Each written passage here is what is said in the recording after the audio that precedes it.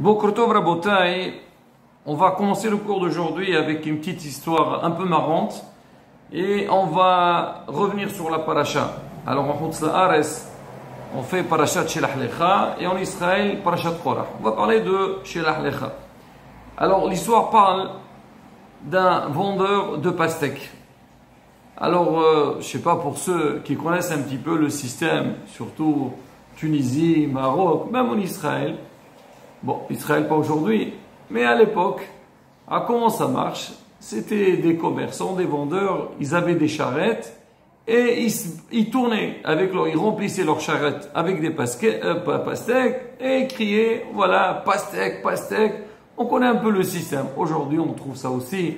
Donc, des gens, des commerçants avec des camions et ils s'installent dans des endroits pour vendre. Bon, notre ami, lui, il avait une charrette bien chargé de pastèques, il tourne partout, il crie pastèque à la coupe, pastèque, très bien. Maintenant, bon, Baruch Hashem, il se débrouillait, mais ce monsieur, c'était un grand gourmand. Il chargeait sa charrette plus que la normale. Et le pauvre âne, qui portait tout ça, c'était pas du tout évident pour lui. C'est vrai, il sait que, comme on dit, son travail c'est porter, voyez, tchichmo, lisvol, mais pas à ce point. Et chaque jour, il se dit, peut-être mon propriétaire, il va comprendre, il met sur moi peut-être 200 pièces par jour alors qu'ils vont même pas la moitié. Qu'est-ce qu'il a besoin de mettre tout ça? Est-ce qu'il pense pas à moi? Comment il va faire? Il va lui parler? Bon, il n'y a rien à faire. Un jour, alors le propriétaire, il était en plein marché, il est descendu pour aller acheter une bouteille d'eau.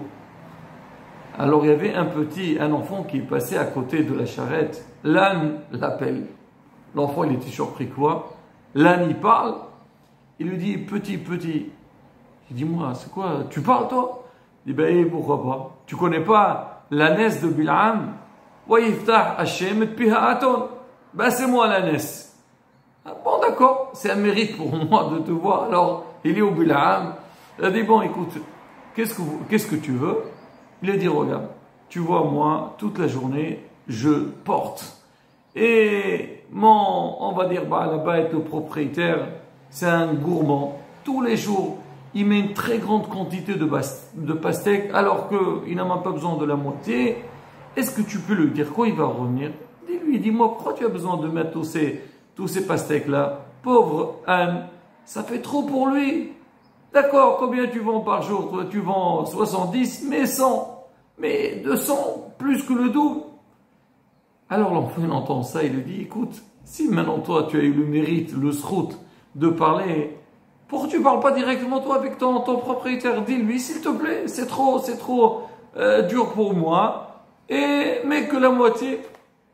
L'âne lui répond, il lui dit, tu sais, je crois que j'ai pas pensé à ça, mais moi j'ai peur. Si je veux lui dire, mets la moitié, il va me dire, ah, tu parles. Alors maintenant, commence à crier à ma place, à la coupe. Alors le Hacham, il dit, justement, ça c'est le Inyan. Donc, Hachem, il nous a donné une bouche. Et l'homme, il doit savoir comment utiliser sa bouche. Alors, quel rapport avec la paracha? Donc, on a dit que la paracha de la semaine, parachat en Chutz La'aretz, parachat Shelach Lecha, Rashi, il pose la question, Lama nismecha parachat meraglim, les parachat Myriam. On a vu dans la paracha de la semaine dernière, à la fin de Be'alotra, que Myriam, elle a parlé sur Moshe Rabbeinu. On a expliqué dans le dernier cours, et elle et Aaron, Akadosh Baruch Hu, il a dit à Myriam, toi tu as parlé sur Moshe, donc elle a été punie, elle a eu la lèpre, et elle est restée une semaine entière, jusqu'à qu'elle sorte donc de ce problème, pour que le peuple d'Israël avance. Normalement, quand on voit un tel événement, quelqu'un comme Myriam Anibi'a, c'était une femme très kadosh, on a dit grâce à elle, le Ham Israël, il a mérité d'avoir l'eau. Comme on le voit dans la Torah, quand Myriam est décédée, il n'y avait plus d'eau à Ham Israël. C'est-à-dire que Myriam, elle avait un grand srout. Myriam, c'est elle qui a sauvé Moshe Rabbeinu. Mais malgré tout, elle a parlé du mal.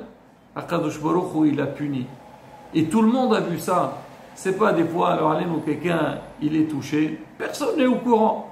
Ou on va dire, donc l'écho, l'info, c'est pas propagé devant tout le monde. Alors ici, chez Myriam, tout le monde s'est arrêté. On a attendu que Myriam, elle guérisse de sa lèpre. Et on dit, ces miraglim, donc ces espions qui sont partis explorer la terre d'Israël, normalement, ils devaient prendre le sang de Myriam. Regarde, Myriam, elle a mal parlé, elle a été punie, nous aussi on doit faire attention. Même si on va dire, on a vu des choses qui nous font peur, on va dire, ce qui n'est pas vraiment vrai, et faire attention, savoir comment transmettre le message et ne pas faire du shonara. Et là, Rabotai, Hachamim, ils disent, Hayim vemavet biad lashon. Hachem nous a donné un trésor qui est la langue. Cette langue-là, elle a la possibilité de faire vivre.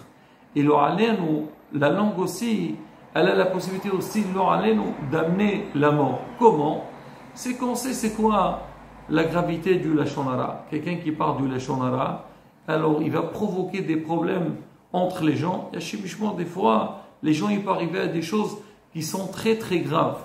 Mais d'un autre côté, l'homme, quand il fait attention à sa langue, il a un bon lashon, là, il peut faire vivre des gens comme on a vu avec Aaron HaKohen. On dit, oui, mais Talmidav shel Aaron HaKohen. Soit fait partie des élèves de Aaron HaKohen, Ohev Shalom Verodef Shalom. Comment Aaron HaKohen, il arrivait à mettre la paix entre les gens? Avec son langage. Il parle bien, il sait comment transmettre le message. Ça d'une part, la beauté. Mais d'autre part aussi, alors on a dit que la langue, c'est-à-dire avec la shonatov ou la shonara, on peut faire du mal. Mais il y a encore plus que ça, la beauté. Nous, on a été zorés que avec notre langue, c'est-à-dire qu'on dit langue, la bouche, on peut avoir une kdusha très grande et avoir un contact direct avec Akadosh Baruch ou parler. Hachem sefatay tiftah, ou fi yagite la terre. Hachem, ouvre-moi ma bouche et moi je veux commencer à te faire des louanges. Pour faire quoi? Pour faire des demandes.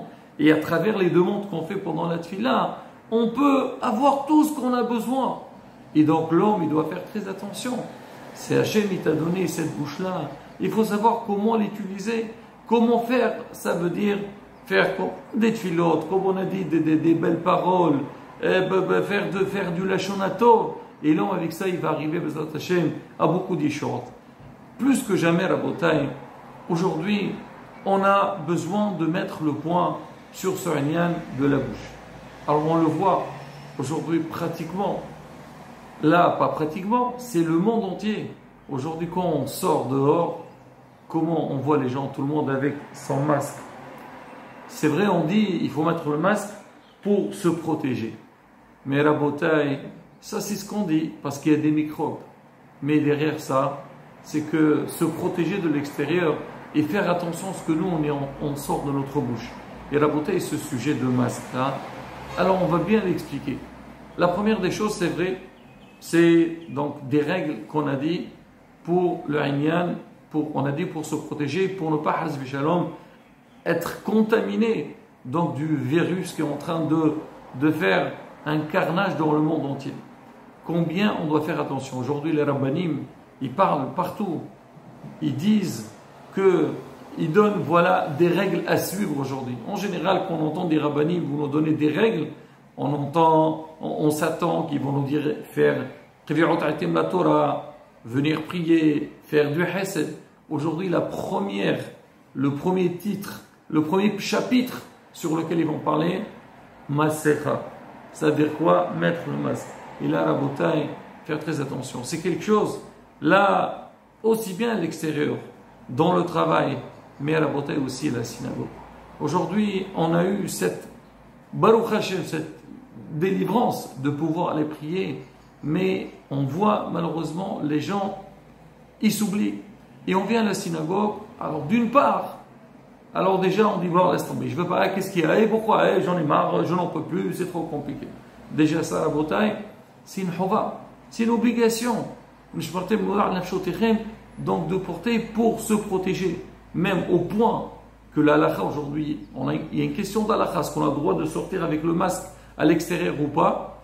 Alors on dit, puisque maintenant, porter le masque, ça devient quelque chose comme un habit, et même la prière, quand on prie avec le masque, ça veut dire c'est comme ça qu'il faut prier, alors on a pu tolérer la sortie avec, bon, une des raisons en tous les cas, de sortir à l'extérieur. Pour dire que quoi, c'est quelque chose qui est obligatoire. Et derrière ça, Rabotai, avec le masque ou sans le masque, combien on doit faire attention au respect de la synagogue. Aujourd'hui, on est content de retourner dans les synagogues. Mais on va retourner dans les synagogues pour faire ce ou certains faisaient, on ne va pas dire que tout le monde, Hazvi Shalom, ils faisaient, on reprend, Rabotai, on n'a rien gagné. Et surtout, là aujourd'hui, on est, comme on dit, on est dans une période, c'est-à-dire de passage, on était dans le confinement, on passe au déconfinement et on ne sait pas ce qui va se passer dans la suite. Hachem, comme on dit, Hachem, il regarde ce qu'on fait. Quand on était confiné, tout le monde s'était dit, oui, si aujourd'hui on n'a pas le droit de sortir, si aujourd'hui on n'a pas le droit d'aller à la synagogue, si aujourd'hui on nous a dit de mettre un masque, parce qu'on doit faire attention à notre bouche, on doit faire attention au respect de la synagogue, alors tout le monde s'est dit, oui, maintenant moi, Be'ezrat Hashem, ça y est, je viens à la synagogue, je parle avec personne, le respect total à la synagogue, et vraiment faire le nécessaire, le maximum, plus que jamais. D'accord, Baruch Hashem, alors on est sorti, on entre à la synagogue, comment on se conduit? Alors nous, on ne sait pas, on dit, il faut attendre 2 petites semaines pour savoir qu'est-ce que ça donne le déconfinement. Mais derrière ça, Hachem aussi regarde. Il dit, je vous ai donné cette possibilité. Alors vous allez rentrer dans les synagogues. Comment vous êtes en train de vous conduire dans les synagogues? Si vraiment on fait attention, je me dis, moi je vais les laisser encore chez eux à la maison. Non, il faut qu'il aille. Parce que Hachem, la synagogue c'est sa maison. Il veut que ses enfants ils viennent là-bas. Hachem, il veut que nous on prie. Alors maintenant, si Hazvi Shalom il voit que non, qu'est-ce qui va se passer? Je ne suis pas un prophète, Rabotai. Chacun doit être hacham. Il a Rabotai. On a vu le langage, ça la shonara. Qu'est-ce que la bouche peut faire? Nous, pareil, Rabotai, on a besoin de faire beaucoup de tfilot aujourd'hui. Faire télim, l'actor, voilà tout ce que nos hachamim ils ont dit. Rabotai, s'efforcer et être maître de la situation. Encore une fois, Rabotai, s'il y a des gens qui n'arrivent pas à se maîtriser dans les synagogues, il est préférable de rester à la maison. Prier à la maison avec les enfants, c'est 1000 fois mieux que venir à la synagogue, parler, discuter et ne pas prier. Et bien, Zrat Hashem, qu'on va faire ces efforts-là. Hachem et Baroui, ils sont sérieux, mes enfants. Comment on dit Hashem et Tchouva? On fait le nécessaire, on fait le maximum. Aïya, Hatima Tova, Zrat Hashem. Donc, on essaie tous, Zrat Hashem, de faire les efforts nécessaires et avec l'espoir qu'Akadosh Baruch Hu nous envoie les Goula Shlema B'Mera B'Ameno. Amen, qu'elle a son Shabbat. Shalom, on vorach.